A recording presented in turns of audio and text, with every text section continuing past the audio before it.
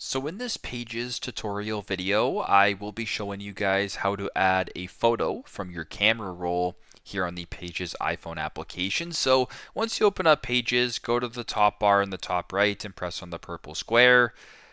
Slide all the way to the top, slide this bar at the top right all the way to the right and press on the paper clip.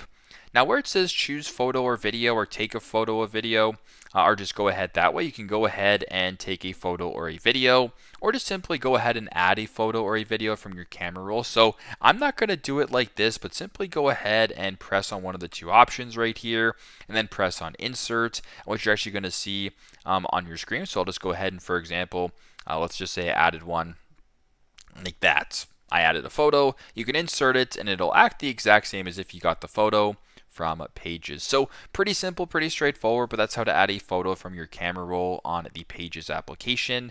Thanks again for watching, and I hope this video helps.